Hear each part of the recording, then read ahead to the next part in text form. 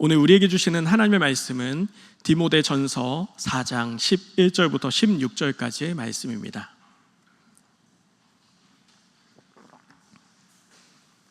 신약성경 340페이지 정도에 있습니다.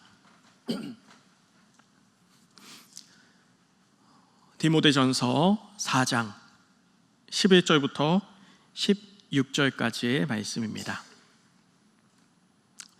우리 교독으로 읽도록 하겠습니다. 너는 이것들을 명하고 가르치라.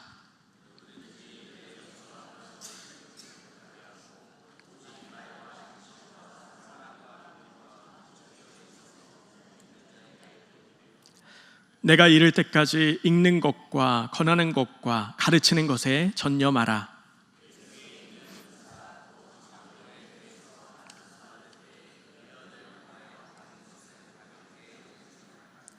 이 모든 일에 전심전력하여 너의 성숙함을 모든 사람에게 나타나게 하라. 내가 내 자신과 가르침을 살펴 이 일을 계속하라. 이것을 행함으로 내 자신과 내게 듣는 자를 구원하리라. 아멘. 오늘 말씀의 제목은 내가 목마르다입니다. 처음 목사 안수를 받으며 하나님께 받았던 말씀, 선한 목자는 양을 위하여 목숨을 버리거니와. 그런데 이 말씀이 저에게 와닿지가 않았어요. 왜 이 말씀을 나에게 주신 것이지? 목사 안수를 받으며 많은 분들이 축하해 주셨고, 또 저 자신도 좀 그런 절절한 아픔보다는 드디어 목사 됐다 하는 그런 마음이 있었기 때문에 어떻게 받아들여야 할까 고민했죠. 근데 이 말씀이 저를 계속 제 뇌리에 따라다녔습니다. 하나님, 지금 이 세상은 예수 잘 믿으면 칭찬해야 합니다. 지금 이 세상은 예수님을 자랑하면 높임을 받습니다. 순교할 필요가 없는 이 세상에서 도대체 어떻게 이 말씀을 행해야 합니까? 주님, 나는 양을 위해 어떻게 죽어야 합니까? 오늘 말씀은 바울 사도가 그 사랑하는 제자 디모데에게 보내는 편지입니다. 정말 은혜로운 것이 이 편지가 약 지금으로부터 1960년 전에 기록되었습니다. 그리고 그 세월이 지나서 지금 이곳에 도착했다는 것이죠. 바울 사도가 편지를 직접 보낸 것, 그것을 읽을 수 있다는 것이 얼마나 큰 은혜인지 새삼 느끼게 됩니다. 마치 바울 사도가 제게 편지를 써준 것처럼 말씀은 그렇게 귀하고 소중합니다. 성경 역사를 통틀어 사역에 가장 부담 느낄 목회자가 누군지 아세요? 누굴까요? 바로 디모데입니다. 왜냐하면 지금 디모데의 전임자가 대사도 바울입니다. 존재 자체로 주눅수일 수밖에 없다는 거죠. 그럴 필요가 없지만 그것이 인간의 나약함이죠. 자연스럽게 비교를 한다는 거예요. 대사도 바울로 말할 것 같으면 지금까지 그가 개척했던 교회가 약 10곳입니다. 10곳이라고 하니까 좀 마음 한켠에 에게 하는 생각이 드시나요? 지금 그 사역이 이어진 게 약 7년에서 8년가량의 기간 동안에 10곳의 교회를 개척한 겁니다. 또 로마서를 읽어보세요. 그걸 읽어보면 굉장히 어렵습니다. 바울 사도가 써서 어려운 거예요. 그런데 바울이 썼기 때문에 우리가 조금이나마 이해를 할 수 있는 것이죠. 당시 그의 능력을 보면 다중언어 가능자였고 특히 헬라어에 능통했습니다.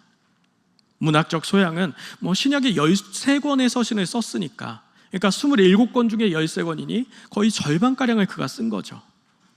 그리고 그는 구약과 신약을 연결하는 통로자이자 또 신앙인의 윤리와 신학적 교리의 기초를 세운 지도자가 바로 바울 사도였습니다.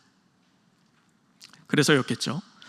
바울 사도의 다음 주자인 디모데, 그 염려와 어려움을 이 바울 사도가 알았던 겁니다. 그래서 필립스 성경 12절에 보면 내가 어리다고 업신여기는 사람을 가만히 두지 마라. 지금 바울 사도가 화가 난 듯해요. 당시 이 디모데의 나이에 대해서 약 30세에서 35세로 추정합니다. 근데 한국 사회와 유대 사회에 유사한 점이 있는데 그것은 연로한 사람들이 존경받는 사회였다는 거예요. 그런 의미에서 일부 성도들 중에 이 젊은 사역자를, 이 목회자를 연소하다는 이유로 지금 업신여겼다는 것을 볼 수 있는 말씀입니다. 저희 교구에 한동안 큰 궁금증을 성도님들께서 가지고 계셨습니다. 뭐냐면 도대체 우리 목사님 나이가 어떻게 되는 거야? 어떨 때는 어려워 보이는데 또 어떨 때는 뭐 인생 다 산 것처럼 보수적인 신앙관을 갖고 나이를 가늠하기가 어려워. 그런 궁금증이 있었다는 거죠. 예전 거의 다 아실 테지만 그래도 목사님 하면서 이렇게 할 때마다 저는 머리가 숙여지고 감사함을 느낍니다. 그러면서 바울 사도는 이렇게 말씀합니다. 그대는 말과 행실과 사랑과 믿음과 정절을 가지고 믿는 이들의 본이 되십시오. 너무나 친절한 바울 사도는 지금 디모데에게 5가지 점검 목록을 작성해 주는 거예요. 이 바울 사도의 점검 목록표는 꼭 목회자에게만 해당하는 것은 아닙니다. 하나님을 믿고 신앙하는 그리스도인들에게 모두 포함되는 것이죠. 성숙한 신앙인이 가져야 될 이 항목에 대해서 우리 함께 살피며 체크해 보면 좋을 것 같습니다. 먼저 말에 있어서는 공적인 설교뿐 아니라 일반적인 사회적인 담소까지도 온유하고 권위로 말해야 한다. 설교문을 작성할 때는 전하고자 하는 목적을 분명히 하고 또 성경의 깊은 연구를 통해 정확하게 잘 들을 수 있게 전달해야 해. 그 다음에 그 행실에 있어서는 생활 방식 전체가 복음과 일치해야 한다. 일상생활의 사소한 부분에서도 예수 그리스도의 대리자로 처신해야 한단다. 그렇게 열심히 의를 행해도 사랑이 없으면 율법주의가 될 뿐이지. 복음의 메시지가 진실인지 거짓인지 밝혀주는 것은 사랑이란다. 그리고 진정한 사랑은 희생이 동반되는 것이야. 믿음에 있어서는 믿음으로 구원을 받지만 모든 것이 하나님의 은혜임을 잊지 않고 예수 그리스도를 향한 신뢰를 잃지 않아야 해. 마지막에 이 모든 것들을 순결, 깨끗함, 투명성 위에 세워라. 흠이 없는, 악에 오염되지 않은 상태를 유지해야 한단다. 사상과 행위에 있어 그리고 도덕적으로나 종교적으로 깨끗한 순결을 지켜라. 바울 사도는 지금 성도들에게는 연소함을 업신여기지 말아라 이렇게 말하면서 디모데에게는 많은 것을 요구하고 있어요. 빠져나갈 길이 없게 아주 세세하게 세밀하게 지켜야 될 것을 알려주고 있죠. 처음에는 사도 바울이 이 바울 사도가 고맙다가 이제는 미워지기까지 하려고 해요. 너무 많은 것을 이야기하니까. 그런데 여기서 끝난 것이 아니에요. 이어지는 말씀에 성경 연구, 설교 준비, 권면, 위로, 성경 교육 등 계속해서 아주 구체적인 가르침을 줍니다. 그러면서 13절의 마지막으로 성경 연구에 전념하십시오 라고 마무리하고 있죠. 왜 디모데에게, 이 목회자에게 가장 기본되는 것이 성경 연구라고 했을까요? 이 성경의 저자 바울 사도는 곧 다가올 죽음을 알고 있었습니다. 이 성경은 계승되어야 하죠. 바울에게서 디모데로. 바울과 디모데가 살았던 시대는 예수를 주라 부를 수 없는 시대였습니다. 지금 디모데전서가 기록되던 시기에는 네로 왕제로부터 극심한 박해, 그 핍박이 시작되던 때였어요. 기독교인들을 나무 기둥에 묶고 기름을 밟아 화형시키면서 밤을 밝히었습니다. 또 십자가형으로 처형하였고, 그리고 콜로세움에는 맹수들, 사자, 곰, 호랑이와 사람을 같이 넣어서 그렇게 죽게 만들었습니다. 상상할 수 없는 핍박과 환난이 바로 내 눈앞에서 펼쳐집니다. 그들은 결연했어요. 어떠한 일이 있어도 이 복음은 이어져야 한다. 더욱 바르게 가르쳐야 한다. 그래서 바울 사도는 이 디모데에게 오직 믿음, 오직 성경, 오직 은혜를 매우 엄격하게 가르치는 것이죠. 그래서 목회자에게 영전은 없는 것입니다. 사회가 혼란해질수록 세상이 믿음을 잃어갈수록 목회자는 더 정결한 삶을 살아야 합니다. 더욱더 성경으로 복귀해야 하는 것이죠. 이어지는 14절에 예언을 통해 그대에게 주신 은사를 소홀히 여기지 마십시오. 성경은 디모데에게 주신 은사가 무엇인지 구체적으로 기술하고 있지 않아요. 그런데 많은 학자들이 이 에베소 교회의 상황을 분별해서 그들에게 맞는 설교를 하는 것이다 라고 주장을 하죠. 이 은사는 에베소 교회에 꼭 필요한 하늘의 은사였어요. 주목할 것은 예언을 통해 받은 은사라는 거예요. 여기 예언이란 헬라어 프로페테이아는 하나님의 의지, 그가 이룰 계획이라는 의미입니다. 방언은 현재의 기도에 사용되는 은사라면 그가 이룰 계획, 미래에 사용되는 가장 대표적인 은사는 말씀 선포입니다. 목회자에게 임한 예언의 은사는 성경을 통해 앞으로 되어질, 그리고 하나님의 의에 대한 선포이지요. 이 은사가 디모데에게 임했어요. 주저하지 말고 내게 임한 하나님의 말씀을 선포해라. 설교 한 편 한 편이 은혜 없이는 작성될 수 없습니다. 그때그때마다 하나님께서 물어다 주시는 말씀의 은혜는 놀라웠어요. 엘리야 선지자가 말씀에 순종해서 그리스도가에 숨어 있을 때 하나님께서는 까마귀를 통해 먹을 것을 직접 가져다 주셨죠. 자, 이거 먹고 살아. 이거 먹고 버텨. 절대 생명을 잃어서는 안 돼. 이어서 15절, 모든 목회에 전심전력하여 그대가 발전하는 모습을 모든 사람에게 나타내십시오.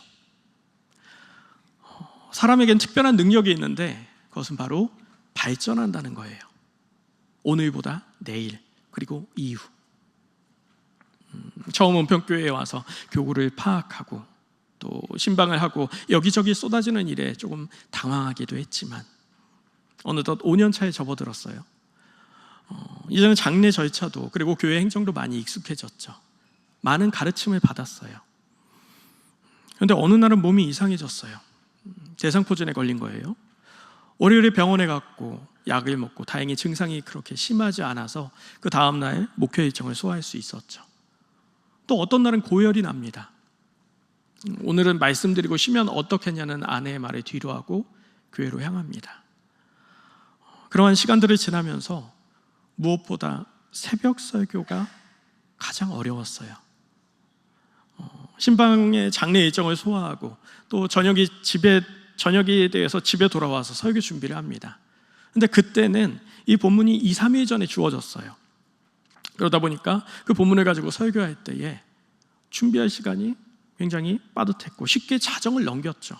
며칠 밤을 새기도 했습니다. 그런데 그렇게 작성한 설교문을 가지고 강단에 서면은 이제 긴장감과 함께 또 피곤이 막 몰려오는 거예요. 그래갖고 머리가 멍해지면서 지금 그때 설교 영상을 보면 성도님들께 굉장히 죄송합니다. 설교마다 다르겠지만 또 어떤 설교는 한 편을 완성하는데 책상에 앉은 시간만 30시간 이상 소요되기도 하죠. 그래서 설교 차례가 돌아오는 것이 사실 두렵습니다.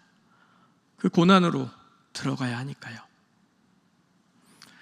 하나님께 영감을 받을 때는 순간이지만 그 영감, 하나님의 마음을 공감할 수 있는 언어로 그리고 이해하기 쉽게 쓰기 위한 애씀이 시작되는 거죠. 어떨 때는 한 문장을 쓰기 위해 몇 시간을 고민합니다. 그러면서 이 영감이 성경으로부터 왔는지 점검을 합니다. 신학적인 오류는 없는지, 선포의 근거들의 시대 상황과 또 역사적 그런 오류는 없는지 점검하고 또 점검을 합니다. 양들에게 먹일 생명의 근원에 오류가 있어서는 안 되니까요. 맞지 않는 원어 표현과 잘못된 해석들, 또 시대 상황과 시기에 맞지 않는 주장들, 성경에서 진짜 말하고자 하는 진리는 빼놓은 채 말씀을 자기 입맛에 맞춰서 여기 붙였다 저기 붙였다, 그렇게 이단이 탄생하는 것이죠. 그런 설교를 듣고 아멘 아멘 합니다. 성경을 모르니까요. 이 책임이 목회자에게 있는 것입니다.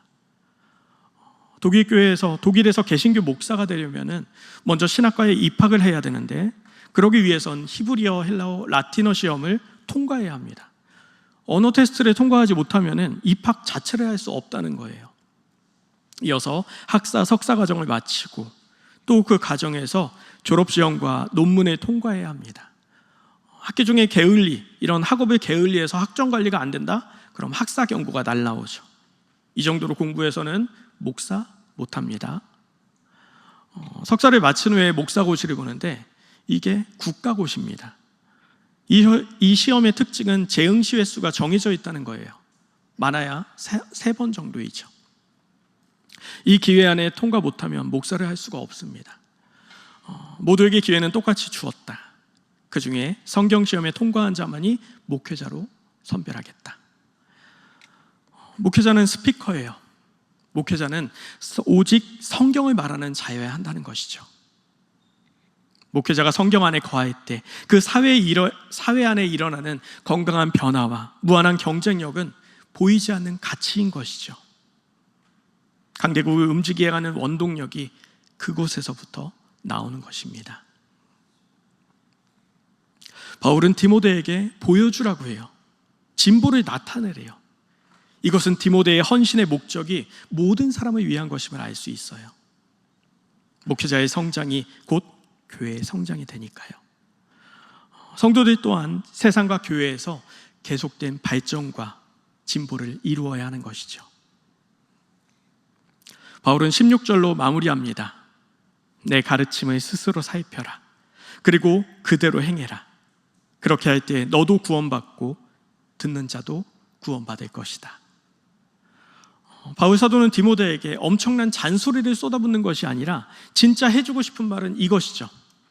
내게 능력 주시는 자 안에서 내가 모든 것을 할 수 있느니라.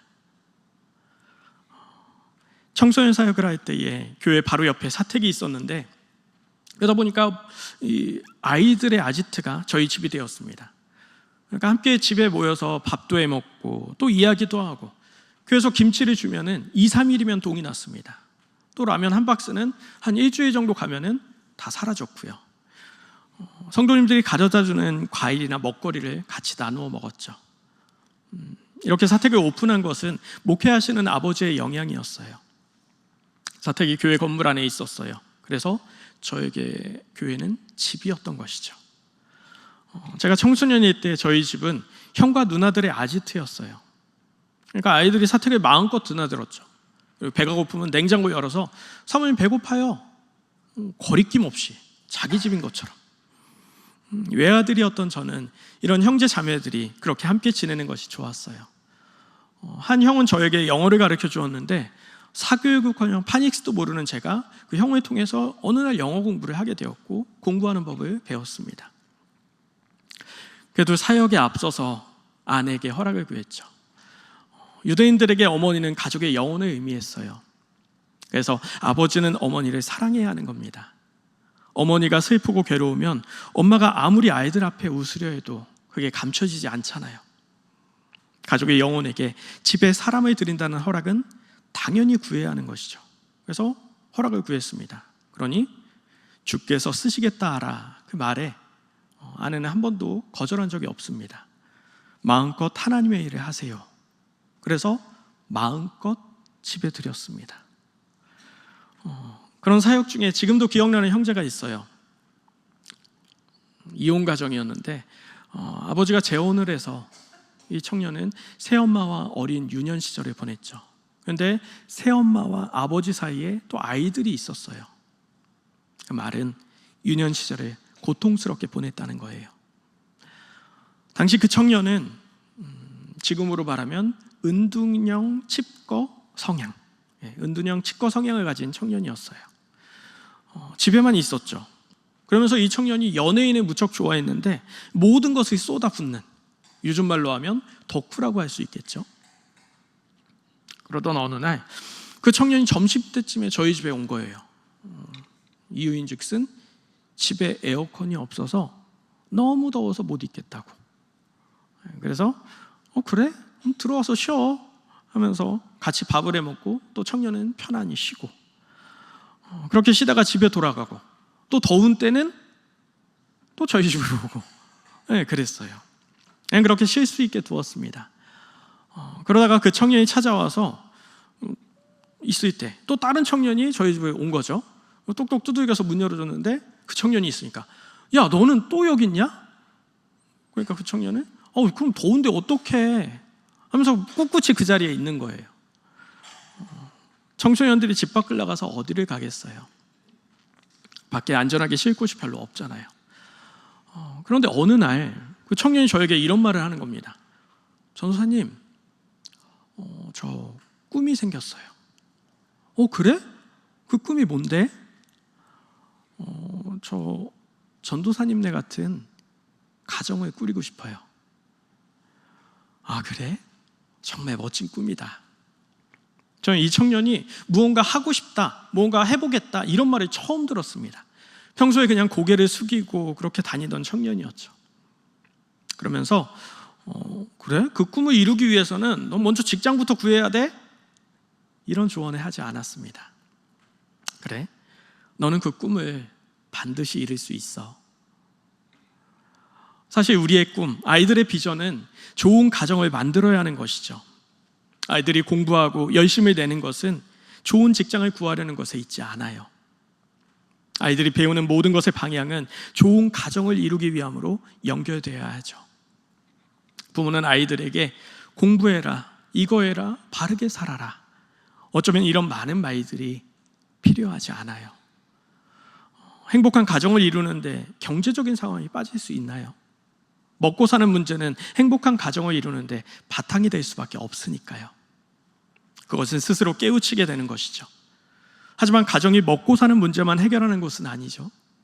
마음을 나누고 위로받고 사랑받는 곳이어야 해요. 그렇게 꿈에 대해 칭찬을 해주고 또 기다렸습니다. 스스로 어떤 방향으로 나아갈지 기다린 것이죠. 사람은 스스로 선택하지 않으면 책임을 지지 않아요. 또 의욕도 생기지 않죠. 하나님이 우리 인간을 그렇게 창조하셨으니까요. 그렇게 시간이 흐르고 어느 날 아침에 교회에 출근하는데 평소에는 낮 12시까지 그냥 계속 자는 청년이 그 아침에 저랑 마주친 거예요. 전도사님, 저 뭐 배우러 다녀요. 근데 다 배우고 나면 알려드릴게요 하면서 걸어가는 거예요. 저 녀석이 어디 가지? 근데 그의 발걸음이 얼마나 밝고 힘찬지, 형제 안에 선한 것을 이루려는 것을 뒷모습만 봐도 알 수 있었어요. 그렇게 시간이 흐르고 저희는 그곳을 떠나왔지만 다른 청년에게 연락이 옵니다. 목사님, 글쎄 걔가 직업훈련학교 6개월 잘 다니더니 방송국에 취업을 했어요. 계약직으로 취업을 했어요. 이런 예도 있네요. 아무 일에도 의욕 없던 청년은 명석하고 또 재능이 있는 아이였죠. 다만 살아갈 힘이 없던 겁니다. 열심히 살아서 뭐해? 그래봐야 고통일 텐데. 이런 생각으로 가득했던 마음이 가난해도 사랑하고 또 하나님께 영광 돌리며 살 수 있다는 것을 배우게 된 것이죠. 그 소식에 아내와 얼마나 기뻐했던지 그거면 된 거죠. 다른 것은 아무것도 필요 없습니다. 그것이 하나님께서 바라는 목자의 마음입니다. 기독교는 사람을 살리는 종교입니다. 교회는 영혼의 안식처여야 해요. 언제든 가서 쉼을 얻고 또 회복을 얻을 수 있는 곳이어야 합니다. 청소년 사역은 몸은 힘들지만 정신은 행복해요. 또 경제적으로 힘들지만 마음은 부유해요. 아이들은 사랑을 주면 그것은 사랑으로 알고 사랑으로 받지요. 그곳에 회복과 치유함이 있습니다. 어린 왕자에서 생택지베리는 모든 어른은 자신이 어린아이였던 것을 잊어버린다. 성경은 말합니다. 너희가 어린아이와 같지 않으면 결단코 천국에 들어가지 못하느니라. 어린 시절 십자가의 의미를 이해하지 못했어요. 아니, 사랑한다면서 왜 죽는 거야? 사랑하면 살아야지. 신학생 시절에는 하나님, 왜 꼭 십자가여야만 합니까? 왜 인류를 구원하는 방법이 그렇게 처참하고 고통스럽고 괴로운 십자가여야만 합니까? 하나님이라면 다른 방법도 있잖아요. 정의를 주장하는 사람은 무언가 사랑이 없는 것 같고, 또 사랑을 말하는 사람은 정의 앞에 너그러울 것 같습니다. 그러나 예수님의 그 사랑은 사랑과 공의의 합을 이루십니다. 인간의 죗값을 누군가는 치러야 합니다. 너무나 소중한 것을 지키기 위해서는 가장 소중한 것을 내어줘야 하는 것이죠. 온 인류의 죄는 오직 예수 그리스도만 감당할 수 있습니다. 예수님이 죽지 않고서는 생명을 살릴 수 없습니다. 예수님은 사랑을 거저 얻지 않아요. 자신이 인간들의 세계에 만들어 놓은 법칙 그대로 그 공의 안에서 그 사랑을 이루어 가십니다. 자신이 만들어 놓고 나는 지키지 않는 사랑을 예수님은 하지 않아요. 신이 인간과의 약속을 지키시는 것이죠. 신이 인간의 세계에 혼란을 주지 않기 위해서 자신을 희생합니다. 예수님의 은혜를 입은 기독교인들은 절대 이 말씀을 잊어서는 안 됩니다. 내가 목마르다. 내가 목마르다. 십자가 처형의 가장 무서움은 서서히 죽는 거예요. 단번에 죽는 게 아니라 서서히 피를 흘리며 죽어가는 겁니다. 그래서 건장한 남성은 며칠 동안 십자가에 매달려 있기도 했습니다. 빨리 죽고 싶어도 죽을 수가 없는 형벌. 그래서 죽음이 임박했을 때 몸의 대부분의 수분이 빠져나가게 됩니다. 예수님의 이 목마름은 그가 신이 아닌 인간으로 십자가의 고통을 온전히 받으셨다는 것을 알 수 있는 고백입니다. 그는 사랑의 가치를 정당하게 지불하십니다. 내가 죽는 것이 나는 행복하다. 내가 채찍에 맞는 것, 내 자녀가 채찍에 맞는 것, 내 자녀가 피 흘리는 것을 나는 볼 수가 없어. 내가 죽어서 내 자녀가 살 수 있다면 나의 죽음은 조금도 아깝지 않아. 내가 너를 흙으로 빚고 창대하게 될 것을 꿈꾸었어. 그 꿈을 완성할 수 있게 내가 대신 죽을게. 주님, 이제야 목자는 양을 위해 죽는다는 것을 깨닫게 됩니다. 목자는 아파야 한다는 것을요. 은평교회에 처음 와서 마음에 들었던 것이 바로 이 교회 건물입니다. 고향교회 건물도 붉은 벽돌로 되어 있는데 그래서 그런지 저에게 친숙하고 또 익숙하게 느껴졌어요. 그리고 제 인식 속에 교회는 왠지 붉은 벽돌로 지어져야 한다, 그런 생각이 있어요. 건축에 대해 잘 알지 못하지만 은평교회를 볼 때 벽도 두껍고 튼튼하게 지어진 것 같아요. 그리고 심플이즈 베스트라고 해서 효율성에 가장 좋은 네모난 공간들, 그리고 중간 복도, 양측 계단, 딱 필요하게 깊은 생각과 정성을 들여 지은 교회라는 것을 알 수 있었죠. 이 건물은 아마 100년도 넘게 교회를 지탱할 것이에요. 성도님들의 자녀손들은 이 교회에서 생명을 이어가겠죠. 저는 잠시 있었지만 제가 전한 진리의 말씀은 생명의 씨앗이 되어 이 믿음의 계승이 될 거다, 그렇게 믿습니다. 그러면 된 거죠. 다른 것은 아무것도 필요 없습니다.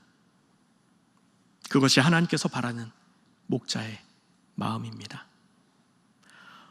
이 반석 위에 세워진 교회 위에 예수님의 사랑이 가득하길 주님의 이름으로 축원합니다. 이 시간 말씀을 기억하며 기도합니다. 내가 목마르다는 예수님의 말씀을 절대 잊지 마십시오. 믿는 자에게는 예수 십자가의 흔적이 있어야 합니다. 그것이 성도의 길입니다. 오늘 그 길을 걷기 위해 이 시간 주님의 이름 한번 부르고 통성으로 기도하겠습니다.